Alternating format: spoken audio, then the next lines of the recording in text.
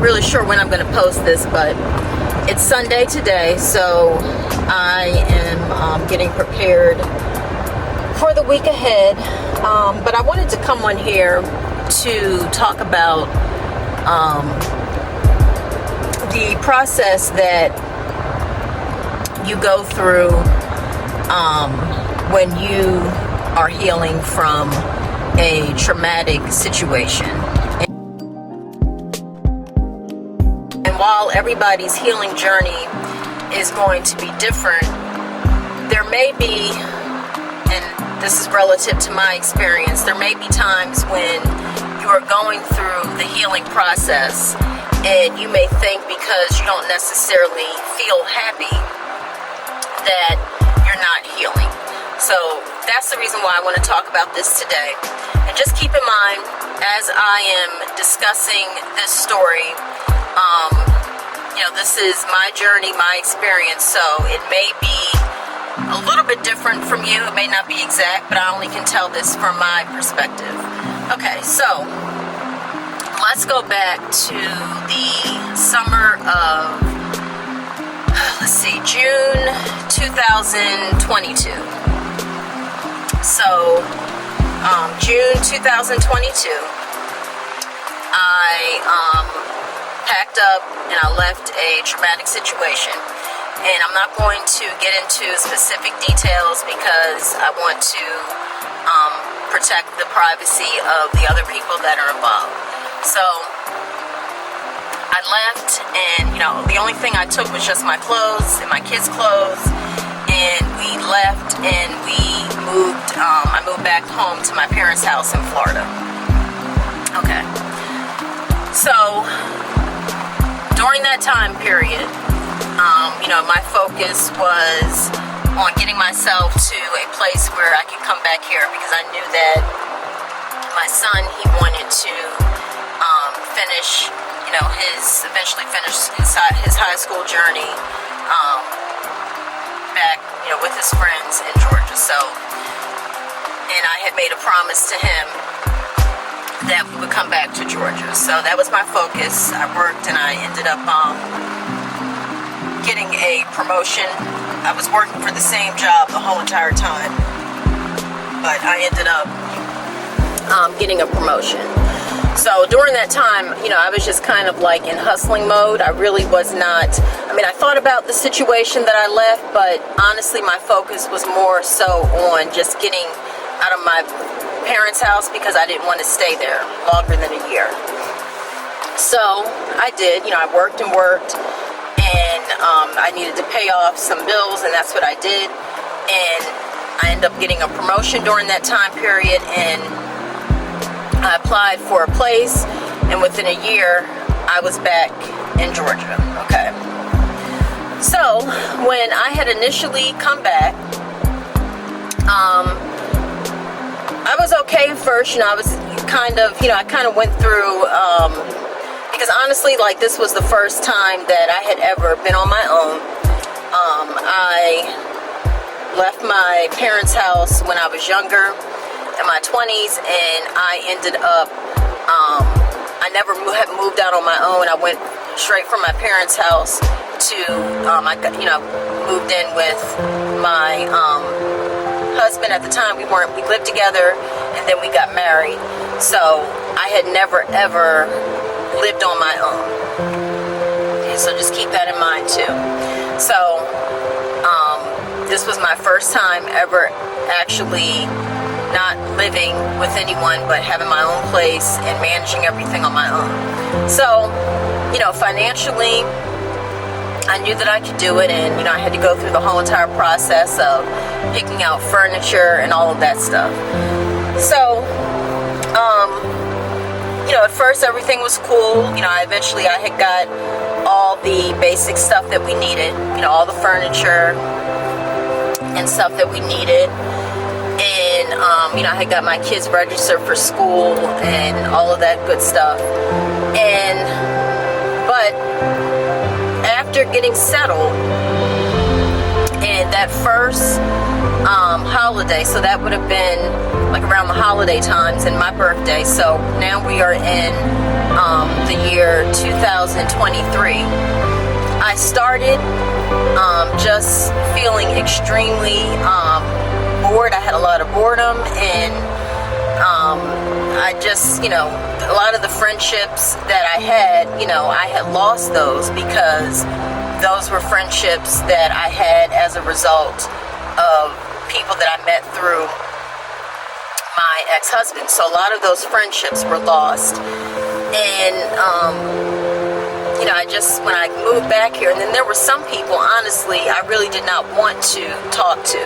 I kind of, I also had that going on because I was depressed. I didn't really realize it at first, and I didn't really want to say that, but I was. And a lot of stuff that I found joy out of doing, I just didn't want to do anymore. And in my mind, I couldn't rationalize why, if I was no longer in that situation anymore, and I was finally I was in a spot that I wanted to be in. I had my own place. We're all at peace. Everything looked good on the outside. So why did I feel so bad? And that would even make me even feel even more bad. And then I also started to feel like I just don't really. I should be grateful that I'm not in that situation anymore. So why can't, why am I not happy? Why am I sad? Why am I feeling this way? So I was still able to go to work and do all of those things, but it was such a mental struggle to do those things. I mean, I had just wanted to just go into a hole and just disappear. And the only way that I can explain it was everything just looked dark. It was like, how people, they say that when somebody's so happy, they must have the rose-colored glasses on. Well, instead of having rose-colored glasses on, I had on dark, gloomy glasses. Like, everything was dark and gloomy, and everything was just a struggle. Some days I just didn't want to eat. I just didn't want to do anything. But I pushed myself because I was a very logical, depressed person, which kind of added another layer, because the logical voice in my head was telling me, you need to snap out of this. So eventually I did realize that I needed to get therapy, and even going through that step was difficult because I always, in my mind, I felt like therapy is for people that are weak. I should be strong enough where I should be able to work this out myself. So that was the other issue. But eventually, I really wasn't looking forward to it, and I had also, too, I had got a life coach as well. Let me back up. So prior to me even getting therapy, I had started seeing a life coach, and my life coach had made the suggestion, and, at first I was just like, I don't know, therapy's kind of like for weak people, I'm not a weak person. And so anyway, I agreed to it, that I would go ahead and seek out therapy. And one of the things that, and this is where we get to the healing process, that I learned is, the way my therapist explained it, when you go through a traumatic situation, there is a period that your body responds to that trauma. So when you are in a safe place and you are no longer in that traumatic situation, what happens is you start to feel all of the emotions that you have felt, or that you should have felt, but because you were in survival mode when you were in that situation, you didn't feel it. So now that's what was happening to me. I was no longer in that situation. And then you may say, okay, but you, Charlita, you left that situation for a year. You were away from it. Why, when you came back to Georgia now, why all of a sudden are you feeling all these things? Well, you have to keep in mind, I still was in survival mode even after I got away from that situation, because I was trying to work myself back up to come back here. So I wasn't allowing myself to feel anything. I was focused on, okay, I got to get out of my parents' house. And so I still, in a sense, was still in survival mode. So once I finally settled down, I was feeling all of those emotions that I felt in response to that trauma. And And so in my mind, it wasn't that I thought I'm not getting better, why aren't I getting better? But really, that was all part of the healing process. So I'm saying all that to say that when you are healing, I feel like I'm talking like this. I don't mean to. When you are healing, it's going to hurt. It may hurt, I should say. It may not. And it may feel like you're not getting any better. So if that's you, if you are healing from something traumatic that happened to you, if you are, maybe it's not, maybe you feel like I should be getting better. Don't think that. Or maybe you feel like, well, maybe therapy isn't working, or whatever you're doing whether it's going to the gym to make you feel better, whatever you're doing, if you feel like, well, man, I still feel worse, know that it may not be that the healing process is not working. It's just that that's all part of your response to that traumatic situation. You have to shed all of that. You have to go through all of that. So, and I also, once I realized that, it's like at that moment, the rational side of me gave me permission to feel that way, which is what I needed.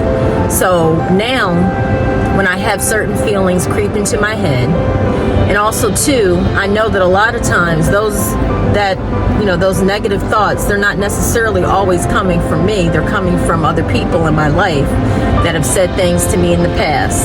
They're not my voice. And that's another thing that has helped me. But once I get those negative thoughts or those negative feelings, or I start to feel bad, I immediately know, I recognize, okay, first of all, it's okay if I feel that way, number one.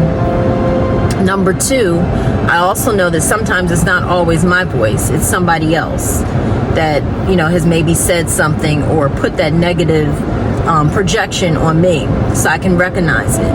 But more importantly than anything, I don't get down on myself, because I know that is all part of the process. So that's all I wanted to say today.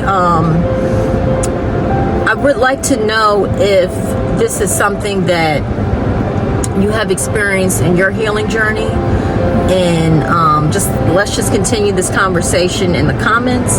And I hope all of you are having a good weekend, because I'm not really sure when I'm going to post this.